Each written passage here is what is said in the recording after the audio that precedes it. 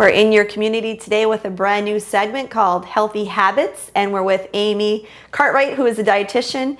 And thanks for having us into your home. You're welcome. You know, it's summertime and everyone is always in a rush. Everyone is always on the go, but we want to try to eat healthy. I'm sure you want us to eat healthy. Absolutely. And being prepared and planned and bringing things with you will definitely help you do that. All right. So today we're going to talk about things, if you have children or children around, that you can have in the house that are very easy, and it's about being prepared. Right.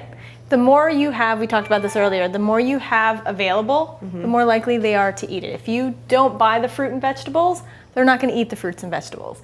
If you leave them in the fridge and don't have them out for them, again, they're not visually not there, so they may not go for them. So having them out maybe as like a little fruit tray or a veggie tray, or having them involved in the shopping process and cooking process will increase their intake of these types of foods. So making it fun too, colorful, talk about the different colors of the rainbow, especially if they're younger, that can help educationally as well as nutritionally. So to give you some ideas, and this is just basic, again, shopping the outside of the supermarket, right? That's the perimeter. Yes, that's where all your fresh foods are going to be. You have your fruits and vegetables.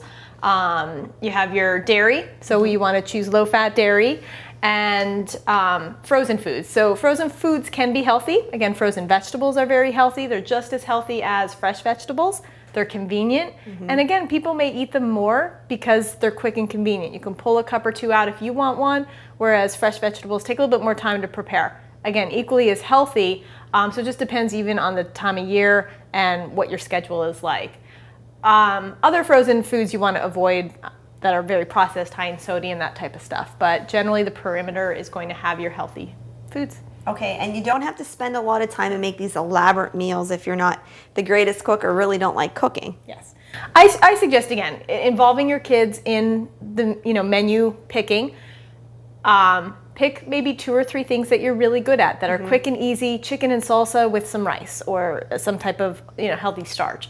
A couple different dishes that you're going to be really good at, and do those most often, especially when you know the time of year you're busier. If you have a time of year that you're not running around, after school or in the summer, then you may want to make things that are a little bit more elaborate. Okay, so again, some choices that we have here today, and leaving them out is really the best policy. I did that test like last week. I bought my groceries and I put everything in the fridge. The fruits where they belong, the veggies where they belong. And yeah, they asked for them sometimes, but relatively they sat in there. Then I took them out and I cut them up and they were gone, especially with taking my kids with me to work. I'll bring the grapes, I'll bring the peppers. So we have a nice choice of peppers and peaches and a nice array of fruit here.